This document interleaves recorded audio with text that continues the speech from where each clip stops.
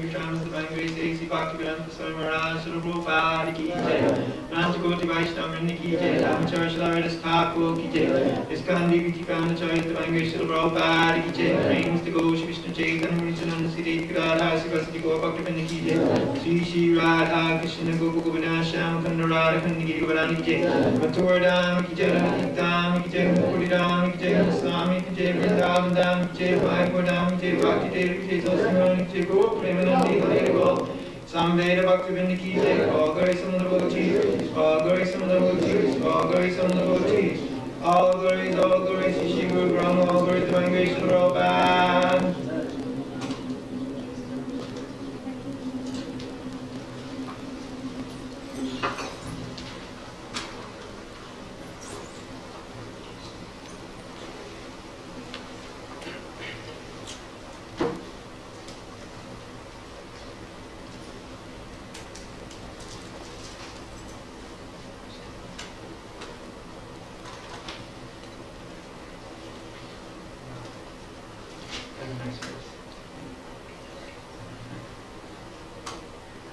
Om Namo Bhagavate Vasudevaya.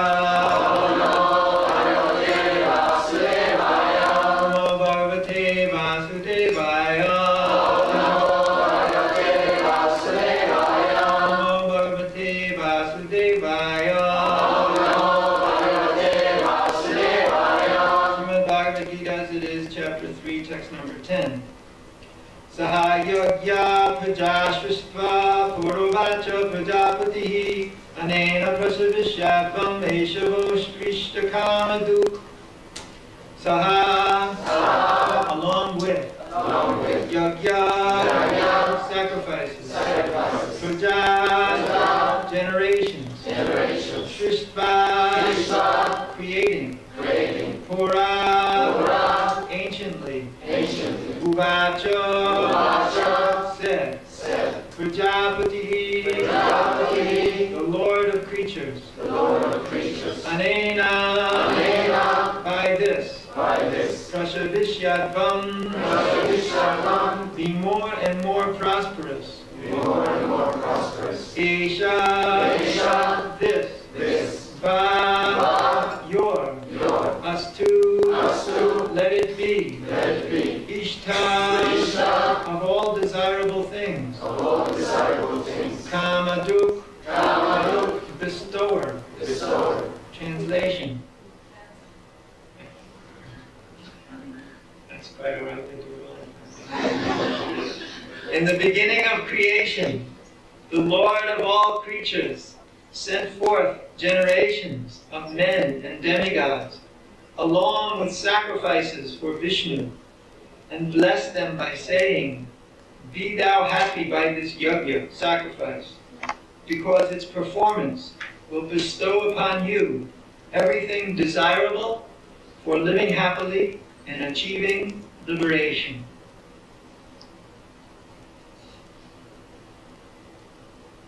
Purport by Srila Prabhupada.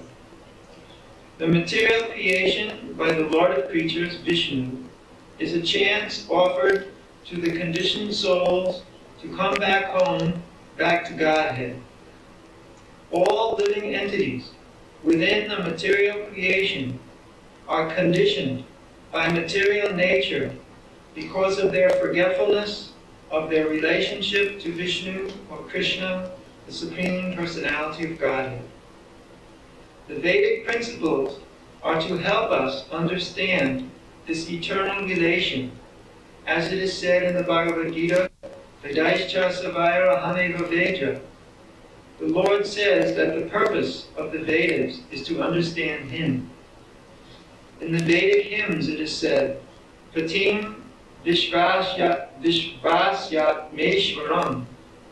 Therefore, the Lord of the living entities is the Supreme Personality of Godhead, Vishnu. In the Srimad Bhagavatam also, Srila Shukadev Goswami describes the Lord as Pati in so many ways. Shriyapatir, Yagyapatir, Prajapatir, Diyampatir, Lokapatir, Dharapati, Patir Gatish Chandaka Vishnisattvatam, Prasidatam me Bhagavan Satam Pati. The Prajapati is Lord Vishnu, and he is the Lord of all living creatures, all worlds, and all beauties, and the protector of everyone. The Lord created this material world to enable the conditioned souls to learn how to perform yajnas, sacrifices, for the satisfaction of Vishnu, so that while in the material world they can live very comfortably, without anxiety, and after finishing the present material body, they can enter into the kingdom of God. That is the whole program for the conditioned soul. By performance of yajna, the conditioned souls gradually become Krishna conscious and become godly in all respects. In the age of Kali, the Sankirtan Yajna, the chanting of the names of God, is recommended by the Vedic scriptures, and this transcendental system was introduced by Lord Chaitanya for the deliverance of all men in this age. Sankirtan Yajna and Krishna consciousness go well together. Lord Krishna in his devotional form as Lord Chaitanya is mentioned in the Srimad Bhagavatam as follows, with special reference to the Sankirtan Yajna. Krishna Vanam Tisha Krishnam Sango Pangastra Pashadam Yagyai Sankirtana Prayaya Yajanti Samedasha. In this age of Kali, people who are endowed with sufficient intelligence will worship the Lord, who is accompanied by his associates by performance of Sankirtan Yajna. Other yajnas prescribed in the Vedic literatures are not easy to perform in this age of Kali, but the Sankirtan Yajna is easy and sublime for all purposes, as recommended in Bhagavad Gita also, 9:14. Sahayagya prajashristva puravacha prajapatihi anena prashavishyatvam eshavo shtvishta kamadu. In the beginning of creation, the Lord of all creatures sent forth generations of men and demigods, along with sacrifices for Vishnu, and blessed them by saying, "Be thou happy with this yajna sacrifice, because its performance will bestow upon you everything desirable for living happily and achieving liberation." So, we find here a very encouraging verse by Krishna in the Bhagavad Gita. Krishna, as you know, likes to encourage the conditioned souls so that they can engage themselves more and more in spiritual activities and gradually elevate themselves to the spiritual platform. Now, it is not so easy to come to the spiritual platform because we are right now covered by the material nature, which is called Maya, which covers the living entity and drags him down. Avaroha Panta, Avaranatmika Shakti and Praksheptatmika Shakti. These two energies of Maya, Avaranatmika Shakti brings the living entity down by covering him over. And Praksheptatmika Shakti drags him down literally. So the living entity is brought down into the lower conditions of the material energy by the Maya Shakti, or the illusory energy of the Supreme Personality of Godhead. Now this illusory energy is there for everybody. There is nobody in the world who is able to overcome this illusory energy of the Lord on his own. Therefore Krishna says in the Bhagavad Gita, Daiviyesha gunamayi mama maya durachaya mameva ye prapajante mayametam tarantite. That this Daiviyesha gunamayi, the energy of the Supreme Personality of Godhead, which is causing the illusion of everybody in this world, is his energy. Mama Maya Durachaya. It is his energy, and it is very difficult to overcome. Durachaya means very difficult to overcome. So the energy of the Supreme Lord is very difficult to overcome. That is this energy that we are all dealing with all the time. this world of forms and names and matter. And this energy has been placed there by the Supreme Lord to fulfill our desires. We have all desired to enjoy in this material existence. We have all wanted to accept a position as if we were the enjoyers and controllers in this material world. Therefore, Krishna, being very merciful to us, the living entities, allows us to come to this position of being the enjoyers by granting us many facilities in this world. He gives us many facilities. And that's what this verse is all about, the facilities. We will get to that in a second. Now, in the meantime, in Maya, the living entity has a very difficult time to get out of this Maya because Krishna has put it there. And since he's the Supreme Personality of Godhead, when he wants you to be in Maya, or an illusion, you are an illusion, because there's nothing you can do about it. But there is something you can do about it. And he says, Mame viye prapajante, mayame tam tarantite. For those who surrender unto me, they can cross beyond this ocean of material existence by surrendering to Krishna.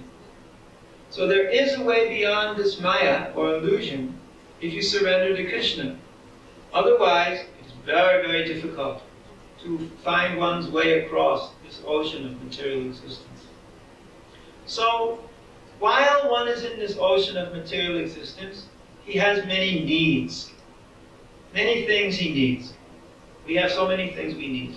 We need to eat, we need to sleep, we need to mate, we need to defend. We need all these things. These are the needs, the four necessities of life for the living entities. Everybody has these necessities of life. The animals have them, the birds have them, the beasts have them, the fishes have them, and we have them too. All living entities have a similar situation in this world. They are all needing, eating, sleeping, mating, and defending. Everybody has these needs. So where are we going to get these needs fulfilled? How are we going to get these needs fulfilled? On our own, we cannot supply all of the requirements for eating, for example. Now you may say, no. I can supply all the requirements for eating. It is not difficult. I just have to put a seed in the ground and out comes a vegetable. Well, actually, how many of us are actually doing that? Very few. Generally, we get our food by going to the store. But if the farmers don't supply the food, then there's no food for us. But the farmers know perfectly well that they are not supplying the food, but rather they are getting it by the mercy of nature. If one year there is no sun, or not enough rain, or something like this, there's no food. It just doesn't work. You have to have the proper arrangements by the Supreme Personality of Godhead in the form of His energy called nature, and then you will be able to get the food that you need. So, who supplies the earth? We have not created the earth. The earth has been created by the Supreme. Who supplies the air? Who supplies the sun? Who supplies the rain? All these things have been supplied by Krishna. And he said that in this verse. In the beginning of creation, he sent forth generations of men and demigods. He sent forth. He said, go and be happy. I will give you all the necessities of life. In the Vedas, this is also stated. Nitya Nityanam, Chaitanas Chaitananam, Eko Bahunam Yo Vidadati Kamam. That there is one eternal amongst all eternals, and supreme eternal. Krishna is a living being, we are living beings. We are eternal, He is eternal.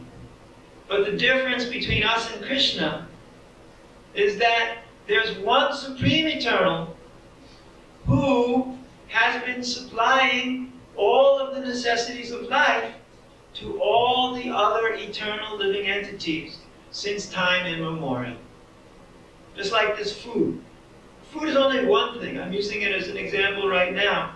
Maybe later I'll give other examples, but you can just use your imagination. All of the different things that we have in this world, we have not created. The cloth that we are wearing comes from either cotton or some synthetic, which has been made from oil, which also we don't produce. We don't produce oil. The oil is there in the ground, we drill it out. We're exploiting the oil. Or that means all the plastics and all of the synthetic things which we use, they are all coming from the earth originally. All ingredients which we use in this world originally come from the earth. Even the synthetic things, the metals, the metal which is making these microphone stand and microphones, or the fan, or the light bulbs, or the glass, it all comes from the earth. We are not really creating anything. We are just simply taking the original materials and manipulating them with heat and with other forms of energy, and therefore we are gaining all of the necessities that we use in this world. So actually, it is the earth which is the mother of all of the varieties which we are using here. And Krishna has put the earth here. Krishna has given us this earth. Krishna has given it to us, and we are using it. So Krishna is the source of all these things. And he says that in Bhagavad Gita in many places. He says, Aham sarvasya prabhavo matta sarvam pravartate. I am the source of everything. From me, the whole creation flows. Now, knowing that implies some action on our part. Iti matva bhajante mam buddhabhava samanvita. If you know that Krishna is the source of the whole creation, and that everything comes from him, then the wise who know that, they render service to Krishna. They worship Krishna with all of their hearts and souls, with their whole consciousness fixed on Krishna. Because they know he's the source of everything. Therefore, we want to worship that person who's the source of all existence. Naturally, he's a very great person, because everything comes from him. Therefore, he's called Bhagavan.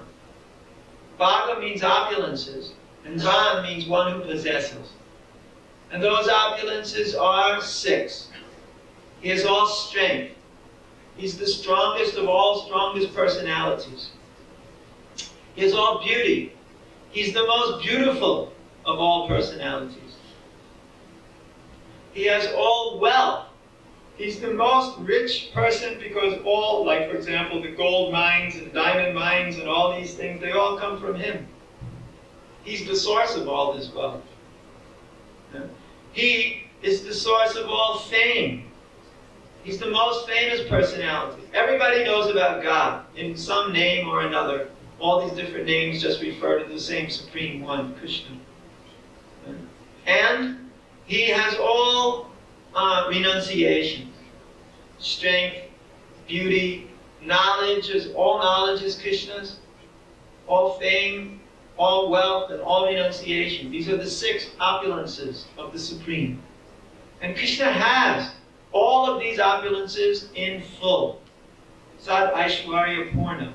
He possesses all of these opulences in full. Therefore, Krishna is not like one of us in this material world. Krishna is very special. He's the Supreme Personality of God. And one of his jobs, you wouldn't expect the God to have a job, but one of his duties, one of the things that he has to do for us, is to supply all of the required necessities of life. Otherwise, we won't get them. If we don't get them supplied to us, we don't get them. Everything is supplied from the Supreme, and we just take some of it and proclaim some of it to be our own. Just like the city takes some water. Now where the water comes from the earth. And who supplied the water? Well, not Stockholm City. They simply went somewhere and proclaimed, this lake is ours. And now we are going to use it for our water supply for this city. But who gave that lake? Nobody in Stockholm created that lake. Nobody before the people of Stockholm now created that lake. None of their ancestors. The Vikings didn't do it. That lake was there for many hundreds of thousands or even millions of years.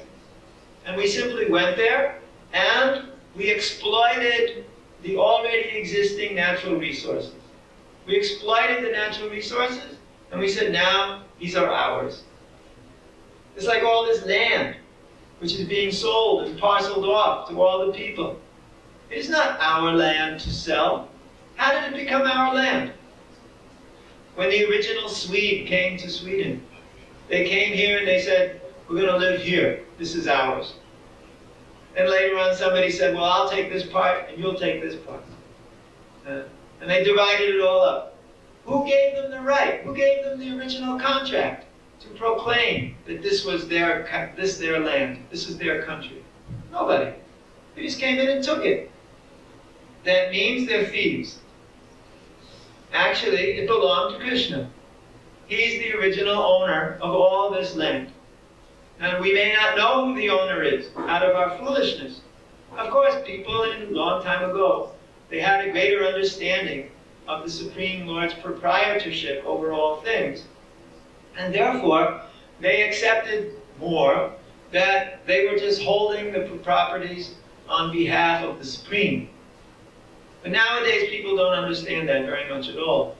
Very atheistic society we live in. They don't understand these very simple facts. Now, the fact is that the Supreme Personality of Godhead is allowing us to utilize this land for our own purposes, for enjoyment. Krishna says here,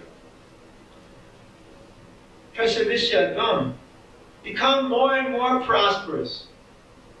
He actually wants us to be prosperous.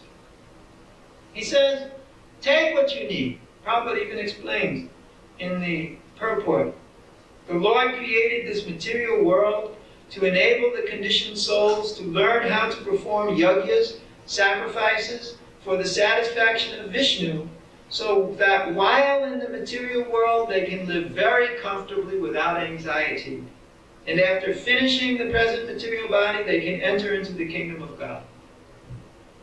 So everybody can live comfortably and without anxiety. That's actually a God-conscious civilization. That everybody can live comfortably without anxiety.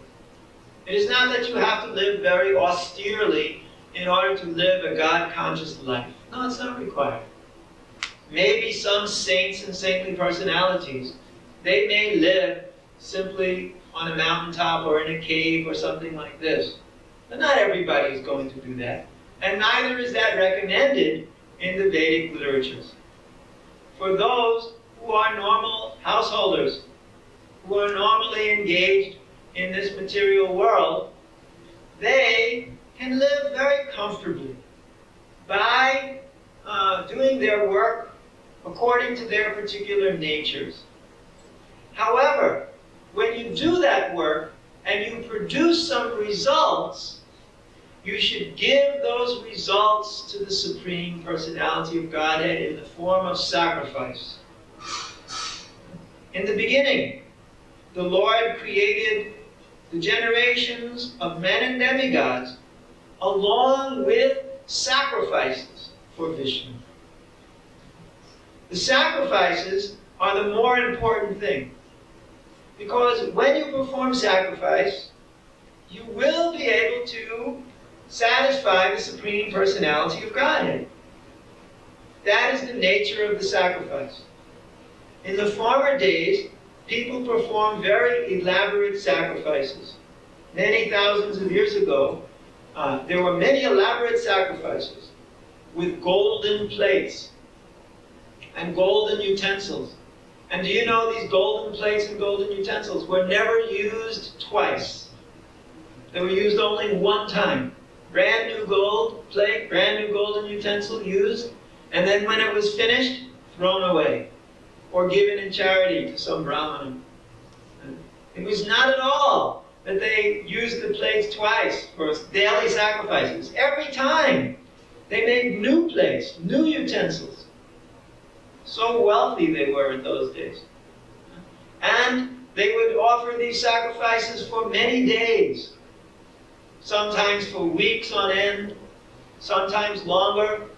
And they would chant all kinds of Vedic mantras, and they would offer ghee and grain into the sacrificial fire with the words svaha and other auspicious mantras. There are so many mantras they would chant. Actually, the Samaveda is filled with mantras which are chanted for these particular sacrifices. Just go on chanting the mantras and offering the sacrifices, and you can do so many things by these sacrifices. If you need rain, you can make a rain sacrifice, rain will come. If you want good production of grains, then you can perform sacrifice, good production of grains will come. If you want a lot of wealth, you can perform sacrifice, wealth will come. And generally people would perform sacrifices in order to go to the heavenly planets. You know, there are these earthly planets called Marchaloka, the place of death, because there's much living and dying going on here. And then the Svargaloka, the heavenly planets. Spaloka, the heavenly planets. Up above this earthly planet is the heavenly planet. Many heavenly planets. There are many different kinds of heavenly planets. And the living entities up there are generally demigods or servants of the demigods, devas, who are very superior to us. These demigods, they supply various necessities to us. Like there's a demigod in charge of the rain. There's a demigod in charge of the sun. There's a demigod in charge of the moon. The demigod in charge of the moon is called Chandra or Soma. The demigod in charge of the sun is Surya. The demigod in charge of rain is Indra. So there are many demigods, actually. There's 33,000 main demigods, and there are many sub-demigods also. And they're all assisting the Supreme Lord by managing His universal affairs and supplying us all requirements of life. And this would go on through sacrificial performance. I would perform sacrifice, the demigods would be pleased with the sacrifice, and reward me with all desirable things. In this way, everything would come that was required by me and others in this world. But people would perform, those who had a little bit higher knowledge, they would perform sacrifices in order to attain the heavenly planets. These are places you can actually go to next lifetime. You can attain the heavenly planets by performing yajnas or sacrifices and pleasing the demigods, and then next lifetime you take birth amongst the demigods in the heavenly planets. So this is a very auspicious thing to do if you are interested in material enjoyment. But the heavenly planets are not the highest position. And unfortunately, akshine punye manchaloka vishanti. Once you go to the heavenly planets, you cannot remain there forever. You have to fall down again.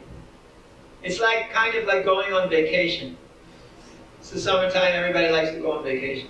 So you go to the bank, you take out some money, and you go on vacation. Let's say you go to Italy. So you drive down to Italy or whatever. So now you're down there and you're spending your kroner, which have been changed into lira, and day after day you're spending and spending for food and place to stay and petrol and all these things. Spending again and again and again, spending. And after a while, you run out of money. And when you run out of money, or just before it, you realize, uh-oh, can't stay here forever in Italy, have to come back to Sweden. to make more money. So then you return. Exactly the same system in the heavenly planets. You go to the heavenly planets with a karmic bank account. A karmic bank account where you have so much money in your credit. Not money, but karma, good karma, in your credit. And you go to the heavenly planets and you spend this good karma, little by little. And after some tens of thousands of years, not a short time, a long time, tens of thousands of years, you have to come back down because you run out of good karma. That's what it means, shine punye machaloka vishanti. After you run out of the good karma in the heavenly planets, you have to come back down to this middle planetary system, the Earth planet, to make new karma, to perform more sacrifices, so that you can go to the higher planets again and enjoy there in the heavenly planets. The enjoyment there is at least thousands of times greater than here on the earthly planet. Therefore, everybody wants to go there. But those who are wise know that liberation is more important. It's a higher goal than simply going to the heavenly planets and enjoying more sense pleasure, or the same kind of pleasures that one is enjoying on this planet. One should try to attain that gain which can never be gained anywhere in the material universe. And that gain is to go back to the Supreme Personality of Godhead's abode in the spiritual world called Goloka Vrindavan. That is the real goal of all gains that you should try to attain. And that's the real goal of sacrifice. To try to go to that abode from which attaining one never returns again. From having gone there once, one never returns. That abode is the abode of Krishna. So, that is the real goal of sacrifice.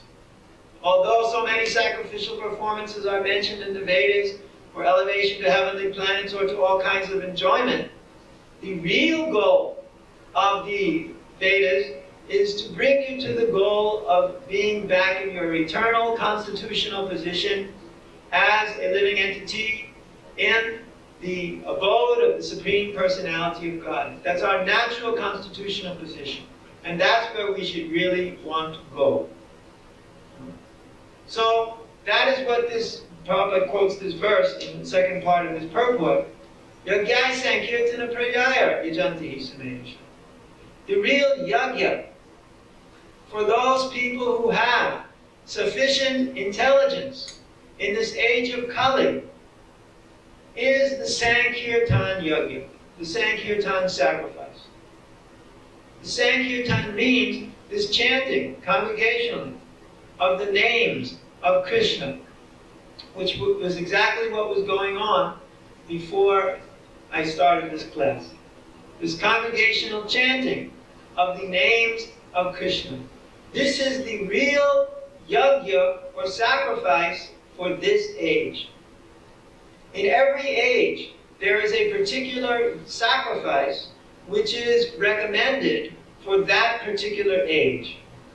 In the Satya Yuga, which lasts for 1,800,000 years, the proper form of sacrifice was mystic meditation, according to the yoga system. Mystic meditation process. This was the sacrifice in that age. In the next age, Treta Yuga, which lasts for 1,200,000 years, the sacrifice for that age was fire yagyas, where you offer ghee and grain and mantra in the fire, as I described before. In the next age, Dwapara Yuga, which lasts for 800,000 years, the sacrifice was deity worship, to worship the forms of the lordships in the temple. And in Kali Yuga, the sacrificial performance is the chanting of the holy names of Krishna. Hare Krishna, Krishna Krishna, Hare Hare, Hare Rama, Rama Rama, Hare Hare. That's the sacrifice for this age. Now, you could perform the sacrifices from other ages as well. There's no law against it. It's not that you can't do it. But it is not as effective and efficient as the chanting of the holy name of the Lord. Therefore, we do these other sacrifices alongside the chanting of the holy name. Therefore, we have deity worship here and in our other temples here in the Stockholm area, where we chant along with our deity worship. And we also do yajnas, fire sacrifices, of course not on the same standard. We don't use gold plates, we use paper plates, unfortunately. We had one yajna here last weekend, if anybody was here. We had a marriage ceremony. So that was also a yajna, a sacrifice with eating grains, just like they used to do in Treta Yuga, to some extent. And our meditative process is the meditation on the lotus feet of Sri Sri Radha Krishna.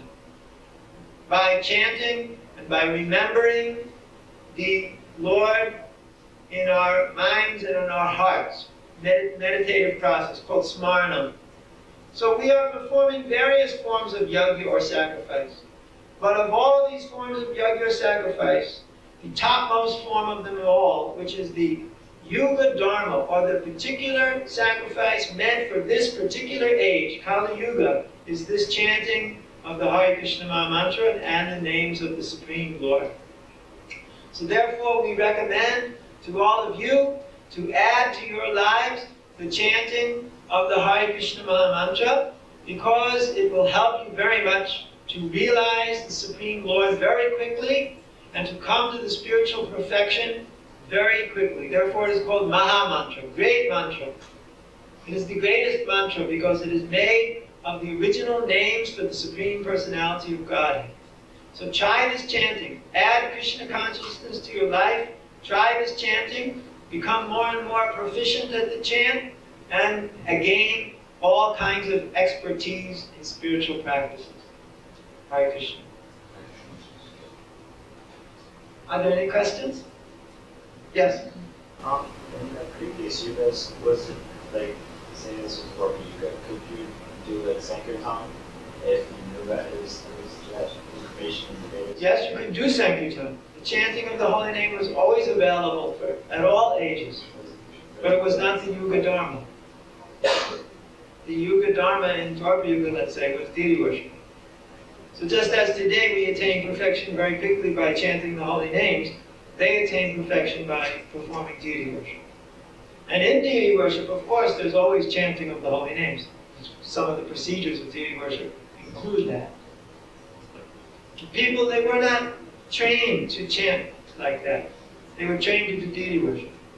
It's like in Satya Yuga, they were trained to do mystic meditation, not to sit down and do japa. So in the different ages, there's different training.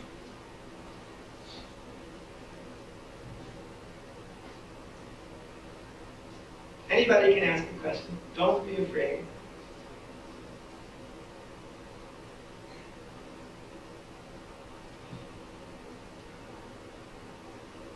Yes? Are there any other religions who has the bhakti tradition? Actually, if you examine all bona fide religious traditions, you will find that the basis is this bhakti process. To worship the Supreme Lord with love and devotion. This is bhakti. And the basis of all religious traditions is bhakti. The unfortunate thing is that they don't properly engage themselves in bhakti. Therefore, there are many problems. The people are not realizing the Supreme. Therefore, we are presenting Bhakti Yoga in its purest form, in the Krishna conscious movement. But the basis of all of it, otherwise there's no such thing as religion. Without bhakti, you don't have religion. Okay? Yes? How should one offer? Shall one give up everything, or shall one offer? You said you should offer everything. I never said give up everything. No. But what's the proper way to offer?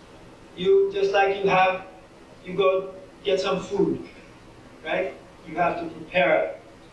Then, if it's proper, if it's not meat, fish, or eggs, or onions, or garlic, and it is cleanly made, and you do it with some love and devotion, then you can put it on a nice plate which you reserve just for Krishna, and you offer it to Krishna. So that's an offering. You offer your food. Krishna says in Bhagavad Gita what you can offer. Yat karoshi, yat ashnashi, yat jahoshi, yat dadashi, yat tapasasi konta, yat tat karusha marapanam. All that you do. What do you do? Yeah. Yeah. You're a police lady. Wow. Nobody better do anything wrong in here. You're being watched. Okay, so in your profession, you should make sure there are no sinful activities going on in your No, that's not possible. What you can do is you can offer the results of your profession to Krishna. Let's say you make such and such amount of money every month, and you need such and such amount to live, and there's such and such amount left over. So you can give some of that to Krishna consciousness, to Krishna. You can offer directly to the deity. And he's very pleased that you're making that sacrifice. That's also sacrifice. Or you can help Mitra Vinda in her garden sometime if you have a free Saturday or something and things are growing. You go and you help her make some zucchinis and cauliflowers and all that. You can do that, or you can come to the temple and help here. All that you do. Not everything you can do for Krishna because you have your responsibilities outside. But the results of that you can offer to Krishna, or some work you can offer to Krishna, your own work. And all that you offer and give away, you should do for Krishna. The food that you offer, if you give something away, it should be given away in charity for the satisfaction of Krishna. In this way, even though you may not be full-time engaged in Krishna consciousness, you can do quite a lot to serve Krishna and get quite good results. And every day before you put on your police lady uniform, you should chant the holy name. You do that too? Yeah? You chant rounds? Yeah? Then try it. It's very good. It will change your whole perspective on being a police lady.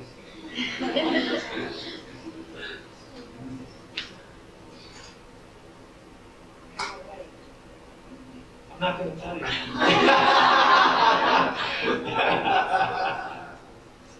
You'll find out. But it'll be very good. Okay? Yes? Has God created our souls? No, the souls are eternal. They are never created, they are never destroyed. Natvevam jati nasa natam nemijanadibha. We're never born, we never die. But we are part of Krishna. Just like the sun and the sunshine. You can't say that the sun has created the sunshine, because the sunshine was always within the sun. But then again, the sunshine emanates from the sun. So you can say the sunshine comes from the sun. So in that way, we come from Krishna, because we emanate from Krishna. So we are part of Krishna, spiritually part. Krishna is eternal, we are also eternal. So there's no question of being born or dying. We are eternal, just like Krishna. But we say that Krishna is our source, just like the sun is the source of the sunshine. Okay? Yes? I wonder if you have heard about scientists who research about reincarnation, things like that. And they make, like hypnosis Yes. with people, and they go back, to different previous lives. Yes. And, between one lifetime and another lifetime, it seems that There's some there are space. some memories from that they were not, like in their subtle bodies. They were in this. Waiting for another person to die and then, get born again. Yes. Like that. Yes. So I wonder if there is any place in the Vedas that I'll explain. describes I'll explain what is going on. Actually, Vasudeva explains that in the Krishna book, if you read Krishna book, that just like the grass worm or the leaf worm, he said, when it's on a leaf and it's going to go to the next leaf, it puts its one leg is on the former leaf and the other goes to the new leaf. And when he's connected to the new leaf, he gives up the old leaf. Now, that means that you usually don't die, you don't die unless your next body is already settled where you're going to go. Now, you don't necessarily go there after a long time, although it may seem to be a long time. And I'll give you an example to explain it. Just like you dream. Now, a dream may only last 10 seconds, but you think it lasts half an hour. Have that experience? And also the dream scientists tell us, they've measured, according to the rapid eye movement and various other aspects of symptoms, dreams are very short, but we think they're going on for a long time. That is because that which goes on in the subtle platform goes much faster and seems, therefore, to be much slower. So you have a dream which for 10 seconds lasts on this platform. In fact, in your perception, it went on for half an hour. Similarly, when you die on the subtle platform, it may be, from our point of view, the living point of view, a very short time between one death and one entrance into a new body. But from our point of view, who are dying, it seems like a much longer period of time because it's happening on the subtle platform. Okay? Yes? Okay. So what is love, and how do you know that you have love to Krishna?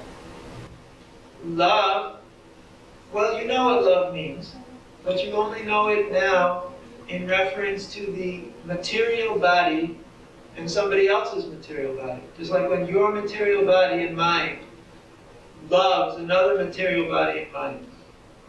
This you know. But this is not the kind of love for Krishna.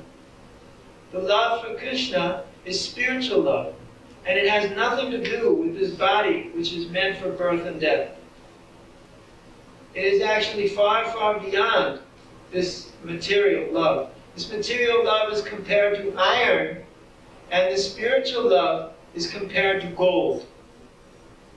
Both iron and gold are metals, and they both have some value. But gold, relatively speaking, is far, far superior to iron. So the living entities who have love for Krishna actually have a far superior love. You asked, how do I know when I have that love? Well, one of the symptoms of a real lover of Krishna is that he always wants to serve Krishna 24 hours a day without any other activity. He always wants to serve Krishna. His whole purpose in life is just to serve Krishna. He doesn't want to do anything else. And therefore you can understand you have some love because you don't want to serve yourself. You only want to serve Krishna. Another symptom is complete cessation of all material activities and desires. Another symptom is to be always engaged in tasting the chanting of the holy name of Krishna. Because if you love Krishna, you chant his holy name. That means you have connection with Krishna, and that love expands more and more. And also to hear about Krishna more and more. These are also symptoms of love of Krishna. And another symptom is to be without any false pride, to be completely prideless. This is one of the symptoms of love of God. Another symptom is to always be very forgiving to others. If you actually have love for Krishna, you're always forgiving to others. You never hold grudges against others. And then there are two more symptoms. You have great eagerness to attain to Krishna. And you have great hope that you will attain to Krishna. These 8 things are the symptoms of bhava. If you want to know, bhava means love for Krishna.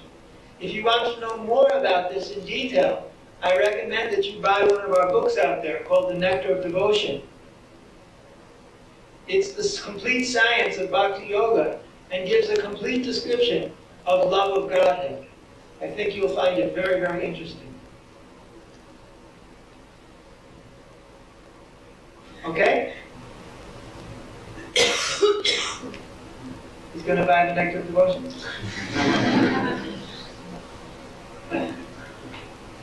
It's a good book. I love it. My favorite book.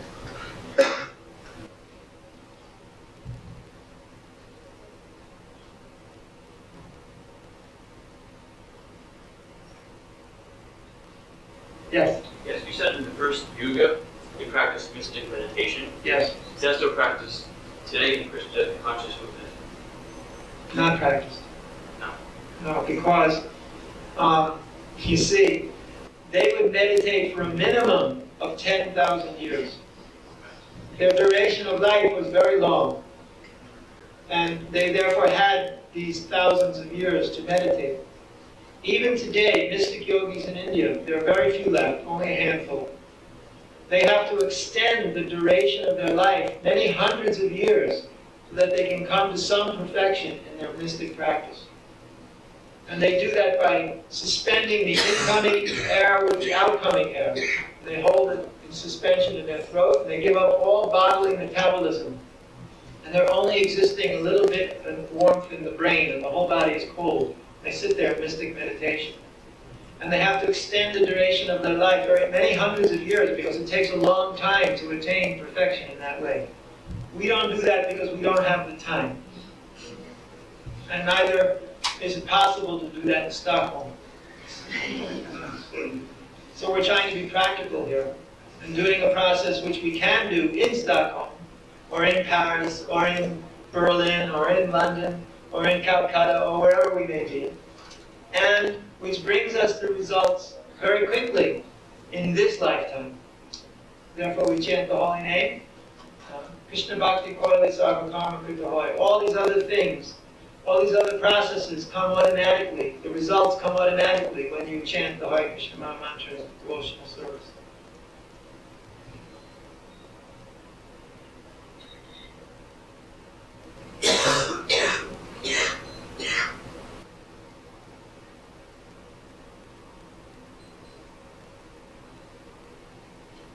Where is the root to all evil? What? Where is the root to all evil? That's an interesting question. The root of all evil. The root of all evil is in our heart.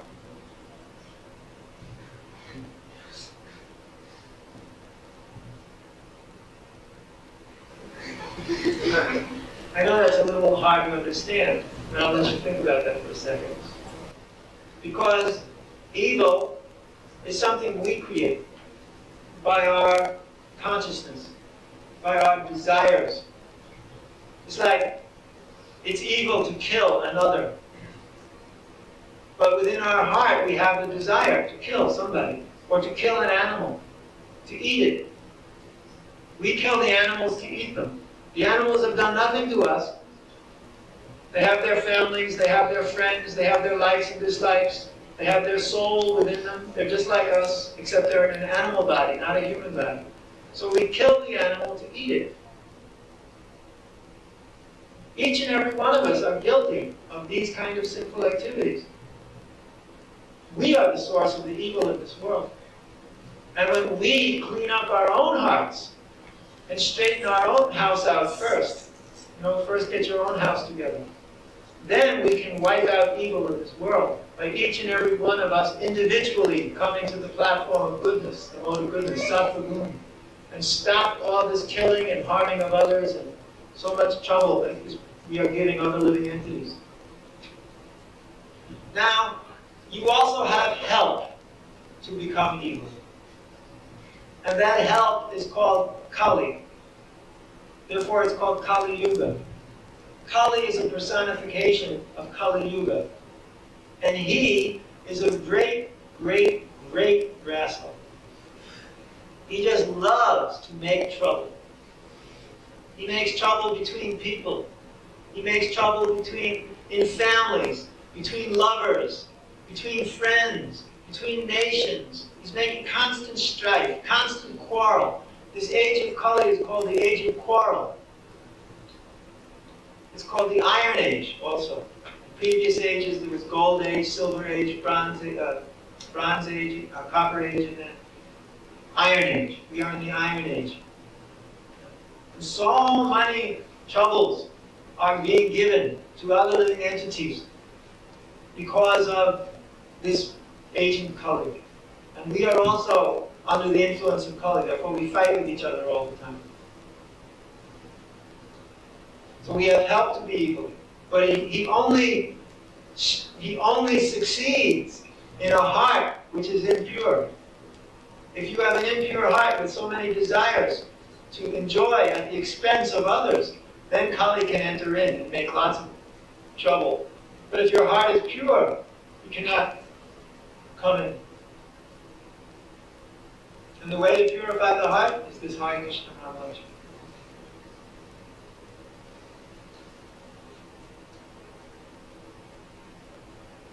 What do you think of that? It's reasonable. Good.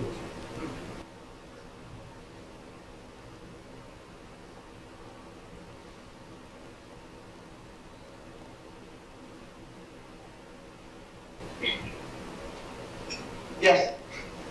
You said that the right way to live is to make sacrifices to Krishna, so 100% of the time. Well, you can't do it 100% of your time. 24 hours a day. As much as possible. Yeah. And you also said that we're all part of Krishna. Yes. Everyone. So if you just for a while just care about yourself, thinking about yourself, it should be like caring about Krishna as well. Not quite. We are very small particles of Krishna. Remember the example of the sun and the sunshine. So the sun is very big, and the sunshine is very small. The particle of sunshine is infinitesimal. The whole sun globe is monstrous, huge, enormous. So Krishna is the greatest, and we are the smallest. But we're qualitatively one with Krishna. We have the same qualities as Krishna. We're eternal, full of knowledge and bliss, just as Krishna. He's also eternal, full of knowledge and bliss. The difference is in quantity. He's very, very great. We are very, very small. Yeah, but if there would be any shine, that would be the physical sun. So I think small parts Are important. Oh yes, we're very important. And we become most important when we engage ourselves in service to Krishna, because that's our original loving relationship with Krishna, to serve him. And he reciprocates with us in love. Krishna thinks each and every one of us are very important and very essential for his loving relationships. He requires two for love, the lover and beloved.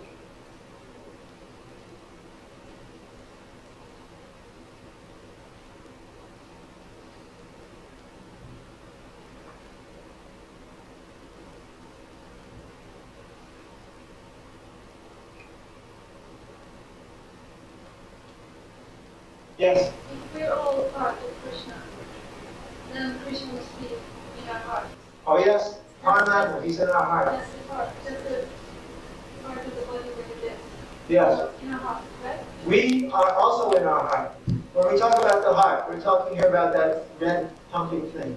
So that thing, we are not the heart, because you can always move the heart and put a new in. But we live within the heart as spirit soul, a small spiritual spark. We're in the heart. That's us. And next to us is the super soul, Paramatma, Krishna in our heart. But Krishna is so strong, he's the strongest, he's the biggest, he's the lightest, he's Krishna. How can evil live in our hearts? because he allows you to do what you want, because he gives you freedom. You see, if God, let's use a common example.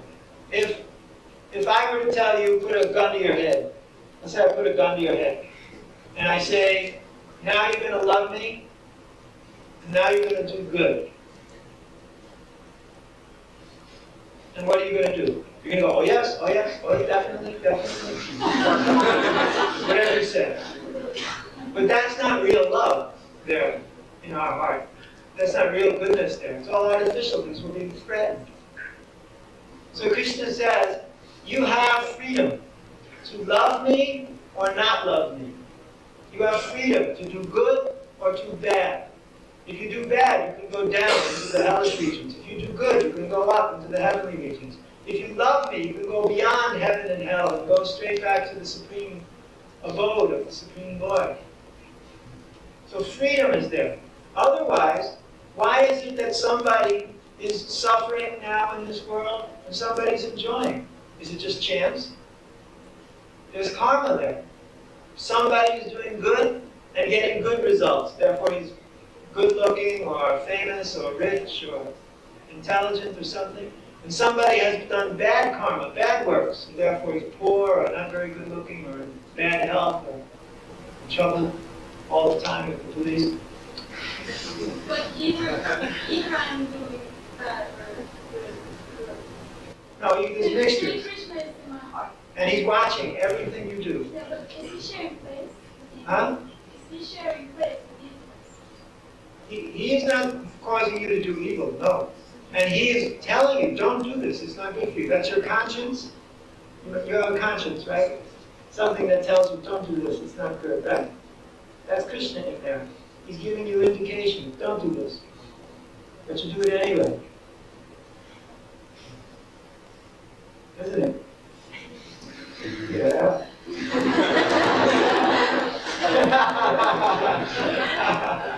That's the fact. Krishna is telling us all the time to go to the path of liberation, to go to the path of elevation. But we're always saying, nah, I think I'll do this. I'll enjoy it this way. Krishna says, that's all right, but you may not like the result. That's not all he's doing. Since he's infinite, he does many things at once. Sarvasya chaham virisani vishto matismiti gyanam apohanam cha. He is also giving you remembrance, knowledge, and forgetfulness. Let's say, last lifetime, when you died with many ideas in your mind of what you wanted to do, but you couldn't accomplish it, because now you're dying. When you are in this lifetime, and you get old enough to the point where you can do these things, Krishna enlightens you from within and reminds you, remember you have that plan? Now try to fulfill that plan in this lifetime. And all of a sudden you have this idea in your head. Wow, I have a great idea. And you think it's your idea, but actually Krishna is reminding you of the previous ideas. And in this way, you're just filling out all of your karma, birth after birth after birth. Did that help? You still want to make Krishna responsible for this? No, what you said was great, but I reacted when you said it was because to me it's the case of Krishna. Yes, if you're in the mode of goodness and you're a pure devotee, it is the place where Krishna is sitting on the lotus flower of your heart. There's no evil in your heart. That's a fact. No, that's a fact. You're right. But if you're an ordinary person who doesn't have Krishna in the heart, Krishna's in everyone's heart, but I mean really, that you know it, that the Supreme Lord is in your heart, and you are His servant. If you don't know that, then it's a place where a lot of dirty things are sitting.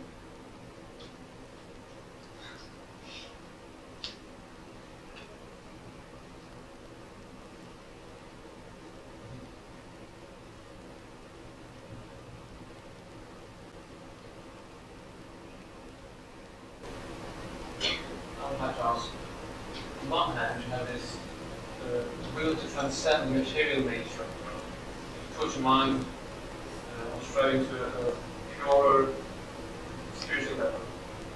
On the other hand, in the Krishna consciousness movement, we have this, what I can't say other than fixation on material manifestations of Indian cultures, in everything, in clothing, in food, in art, in building, and so on, in rituals, and I can't quite get them to. It's not a fixation. We're following the Vedic culture.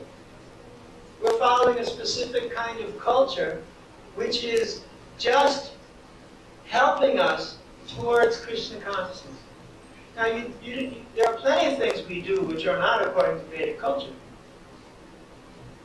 Like you don't drive around in cars and go buy your food at the store, and these things are not part of Vedic culture. We're adapting to the material civilization in which we're living.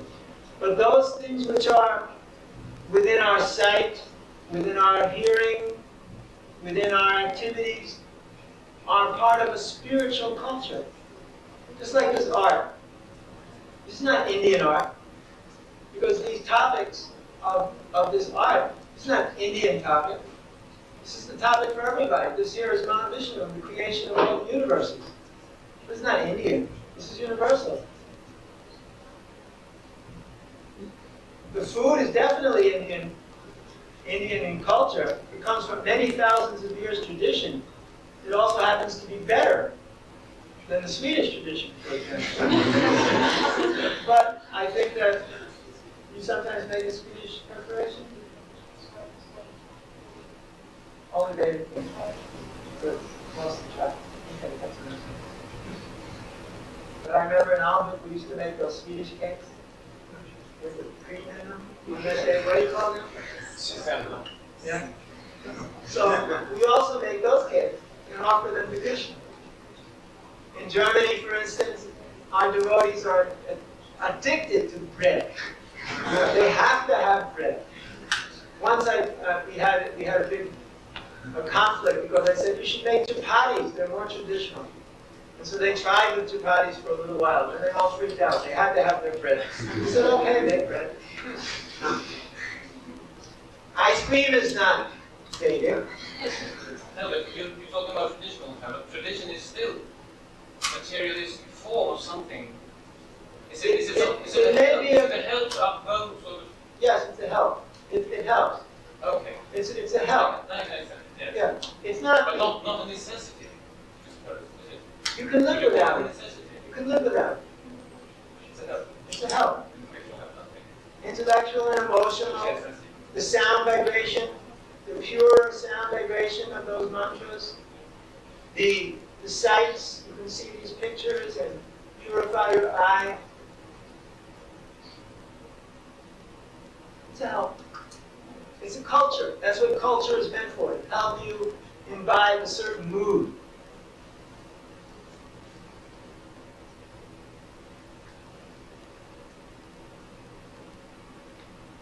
Oh, we spent a lot of time with questions today. All our guests have been asking good questions too. Usually when I come, everybody's thinking of eating because they don't want to ask too many questions. I guess today you're not also hungry. Okay, thank you very much. I won't be giving a lecture next weekend because next week is Janmashtami, is Krishna's appearance. It's on Monday. And we're having a big, big festival in Krishna's Garden on Monday. So on Sunday night, instead of coming here, I will give lecture in Krishna's Garden for all of the devotees who come there. So you're invited to come out there on Sunday if you like. And Monday will be a big celebration all day long. You're invited to come. It's free. Have a good time. Right? Is there any fees to the, have to pay some money to go to? Gee, I don't know, maybe I made a mistake. What is it going to be? No fees. Feast is free for guests. So you can come. Okay, thank you. Bye.